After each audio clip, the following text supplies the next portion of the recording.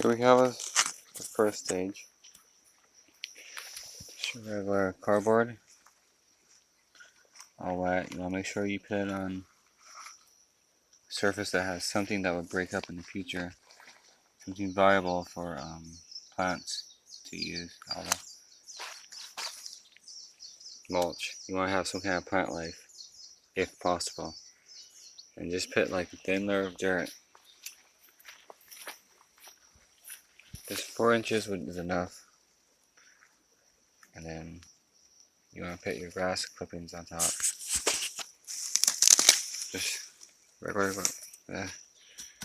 just 4 to 6 inches. And pat it down so you have just like four. If there's any weeds or anything in there, just cover it up with more grass. And it's all the nutrients is nitrogen.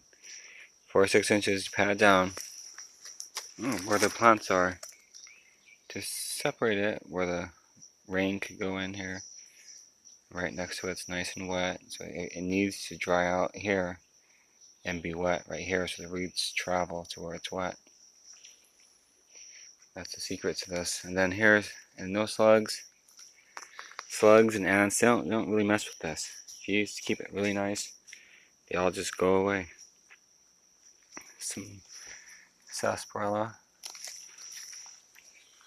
some ginger, this taro, edible. The leaves are really good. Just chop off the tips. Turn over, thin layer, you want to pull off all these little stem areas. You get like a spinach. Good with taro's really good with butter and salt. Hawaiian salt is recommended. So with taro leaves, I don't really add that to this, because slugs like to eat this a lot, because this is a good edible foliage. So we have a compost pile down here for this type of stuff, for all the bugs and everything. This goes down like 4 feet right here.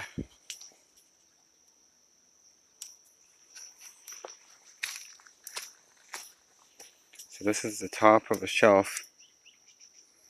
Basalt, really hard lava that goes all the way down. And right here there's a little crack. All this is a crack. And that's where this avocado tree pops right up perfectly. Bella, she plants things and it seems to grow very well. So this is on a huge crack. So this is on a shelf. So if we water up here, the water would come down, and this is all going to be built up too, for more plots of things to be built. A row of baby spinach, whatever you want. Some kind of taro, some kind of like tomatoes, or whatever you want. And all over here, this is the same shelf. And so here we have some papaya. We have baby spinach, known as, people call this Hawaiian spinach. We have papaya. So you want to grow what you need. Here's mint, things you use. So this shelf, here's the crack. It goes down about maybe 2 feet, but it seems like it was filled in with rocks a long time ago. But naturally it goes down deeper than that, which is nice over there. This is the top of the shelf, and so this goes down here, here, there, and then there's another crack right here. Right there is the drainage area. So this goes in here, and right next to the drainage area, this goes down in deep, 6 feet. It's so lush with like aquaponics. This is all the nutrients rich soil from everything up top. It all comes down here, so even though it has, this is the most dry, plants could start, you could start growing plants right here, exactly right on the edge, right here. Anthuriums would do well with this type of climate. All you need is cinder, and they need to be very, very, very wet. So they need moisture. So this right next to the edge, where it's most dry, it's moist enough for anthuriums that need to be extremely moist. So you want to get a spray bottle and spray them down if it's too dry. Here it doesn't even need a spray bottle because all the water that's collected in here, it's saved for all the plants and it comes right back up all day. Even in the heat, the most hot part of the day, it's still cool air. This is caves produce a lot of underground wells. Like the moisture just comes right up. So this is like a benefit to the bottom of this because the water that we put up there can just be reused. And that goes down the hill, which we could do water plants straight up 2-3 inches of water. It just pulls up down there, not being used for anything yet. So down here is a pathway filled up a little bit, and you walk down here. This is all where I gather the mulch for everything. And then I'm doing the same thing down here. Naturally, let the trees just naturally make dirt on its own. Eventually that'll be 3 to 4 inches of just dirt, and then I just put the mulch right on top. So right now, it's a good example. This is the best spot to do it at, is where nature is doing it with you, and it's all natural. You just want to put that on top, just like this. Take this regular leaves, the good kind of grass, kind of doesn't grow on its own. Kind of going to die and decompose. Put that kind of stuff right on top. And then in time, you can grow a garden enough for like a table salad or something like in that category. You can grow all your veggies, and you can grow sweet potatoes, and you can grow all your sides. So you can grow everything. Every single meal can be grown, as long as you propagate all of your land. So every square foot could be utilized, and that's considered clean. If it's clean, that just means it's being used for the benefit of its full use. So this is the best spot. It has not been cultivated at all. So it has the most benefit to start in the most productive spot first. And then we can continue growing it on the top of the hill, because that's just convenient for a pathway. So we could walk around this particular area to take down all the weed trees. So it was more of a, I was just making a trail.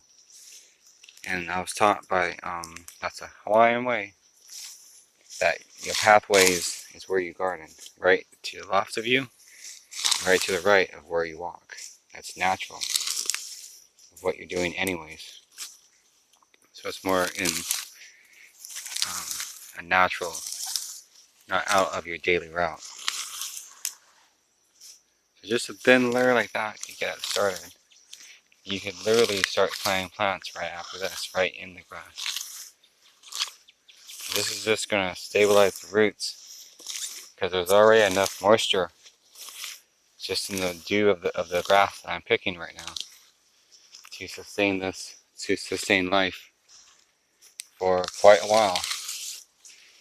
And before that, it will get, the morning dew tomorrow morning would give it more than enough water. So it could go 7 days in a drought and still be wet. Just with what I've just done in this little bit of time.